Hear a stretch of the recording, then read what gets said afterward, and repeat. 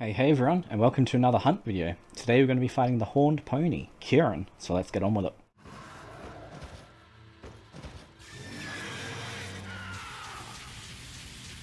And there it is, Kirin. So Kirin, as you can see, is a horned pony. It's a horse. This is, funny enough, an elder dragon, if you guys weren't aware. So it is a bit weird that it's an elder dragon and it's a horse. But anyway, Kirin is, as far as I'm aware, the only horse-type monster in Monster Hunter. There is a subspecies, which I'll talk about in a minute. But Kirin, like, in general, there aren't other horse-type monsters, which it would be cool if they did add some more. So Kirin obviously is like a unicorn, does electric moves, it's, you know, glowy and white and brilliant and all that. So Kirin was introduced in technically the first generation, Monster Hunter Freedom, Monster Hunter Freedom 2, and then came again Freedom Unite, and then was in four Ultimate Generations, and then I'm sure most of you guys have fought it in World. So it can be a bit of a painful monster. It really, honestly, it just depends on your build, to be fair. Like, Kirin can sometimes be really hard and sometimes really easy.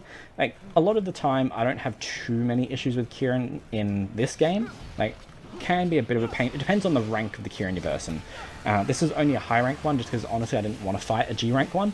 But then also I find Kirin incredibly easy in World. But it depends on your build. I've always played melee, so I'm not sure what it's like with ranged. Anyway, so in this game, at least, Kirin is weak against fire. The wiki does say Kirin is weak against water as well. I'm not sure if that's a specific game or if it's like, you know, a specific area or, you know, when it's angered or whatever. But anyway, typically she's weak against fire. In this game, and I'm sure some of the other ones, I can't remember in World, when Kirin is angry, it has this glow around its head, as you can see, well, yeah, as you can see right now. So that indicates when Kirin is angry, and it has more electricity going through its body. One of the best times to attack Kirin in this game is that idle animation, because he'll just stand still and do nothing. So it's just, you know, you just get free damage. It's honestly, it's really good.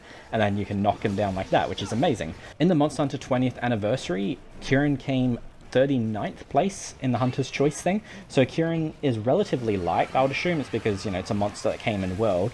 A lot of the World, not all of them, but a lot of the World monsters are quite high up in the list, because people played World and then they put those monsters in the higher list.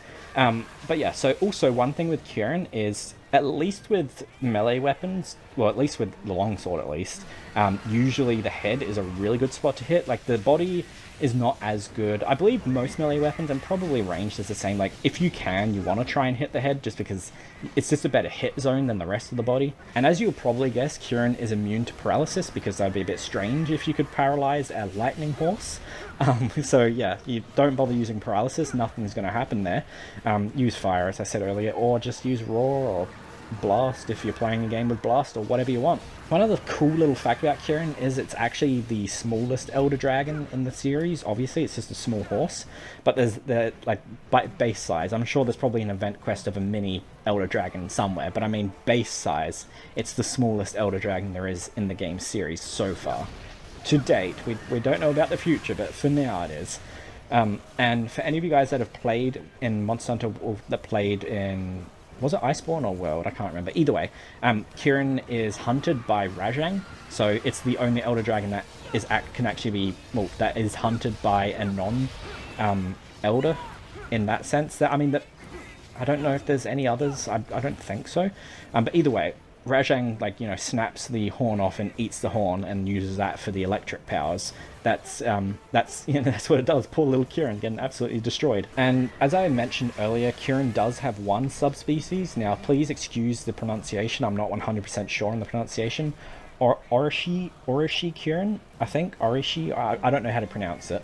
But it's a Ice Kirin, which I would actually love to fight. I believe it's in 4 Ultimate. I'm not 100% sure on that. But I've never actually fought that Kirin. I've only ever fought base Kirin, so I'm actually really keen to eventually fight that when we play through 4 Ultimate. And there is also like a spin-off subspecies in Monster Hunter Explore, but you know, I typically only talk about the mainline like the mainline subspecies here, and in mainline Kirin only has one, which is Orochi Kirin, which, as I said, is an ice form, which as I said, I really do want to fight, because I've never fought it before. And as far as I'm aware, I believe the only part you can break on Kirin is the horn. I mean, yeah, you can definitely break the horn, but I mean, I don't think there's any other areas you can break. at least in this game, I've never broken anything other than the horn, so I believe it is just the horn. And one of the things with it, as I was saying before, how you want to hit the head typically, the horn is like the weakest point on Kirin, like the best, like has the best hit zone. So that's why I'm saying, like, if you can, you really want to try and go for the head as much as possible because, well, you can hit the horn, and then you're also probably going to break the horn eventually if you hit it enough, depending on how long it lives for, of course, because Kirin, it doesn't have heaps of health, depending on the rank. It's a very, like, it does good damage. Like, it's a monster that does a lot of damage to you most of the time. But it doesn't usually have insane health, from my experience at least. I could be wrong, but for me at least, Kirin doesn't usually have a lot of health. One of the moves that you have to watch out, well, honestly, I would say the move that is the most annoying with Kirin is the one it just did, not the running. I mean, that can be annoying, but just the lightning move in general, because I'm never quite sure which one it's going to do. If it's going to do the one where it comes towards you, if it's going to do the one that's centrally directed on you. This one is a homing one, so you want to watch out for this. And that one will always go exactly where you were once it finishes that animation. But the other ones, it like, yep, so it's going to do this again. Yep, nice, got to stop it. But yeah, so the other one can go directly on Kirin, so every bolt will hit the exact spot Kirin's in. And then there's one where it will go like tight to the body, so close but around.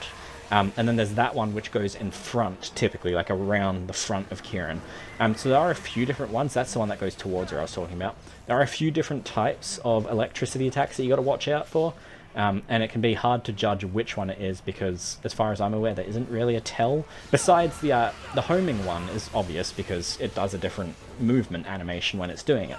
But the other ones I'm not really too sure on. It did look like it had a bit of a different animation there for those two, so maybe there is a different animation I've just never noticed. Okay, so this Kirin's actually been a little bit of a pain. It's actually it's taking me a minute to hunt. I mean, surely she'll be probably close, I would imagine. It's been like, you know, a bit over 10 minutes. But she's taking me a minute. For this being high rank, she actually has more health than I thought, I guess. It is still quite strong for me using all G rank gear and then it just being a high rank. I mean, it is an Elder Dragon, so obviously, you know, you want to be oh my god, I keep missing. You want to be prepared for, oh my god. I actually haven't hit Kirin for like, what's it been, 40 seconds or something? Oh, there we go, finally. That was actually quite a long quest for just a Kirin. Let's have a look how long that was. Yeah, so that was almost 14 minutes for a high rank Kirin. So yeah, prepare yourself if you're going to come in probably more prepared than me, I would say. So there we go, guys. Another hunt video done. The first Elder Dragon completed. I'll probably do some more Elder Dragons soon. I'm not sure if I'll do them straight away or if I'll do something else. I don't know what will happen. Something will happen. But anyway, so I hope you guys enjoyed. And if you did, don't forget to like and subscribe. And if you'd like to join the channel as a member, you can. I'll show up and screen the other members we have. Thank you both very much. And yeah, comment below what you want me to hunt next. And I'll see all you guys in the next episode. See you then.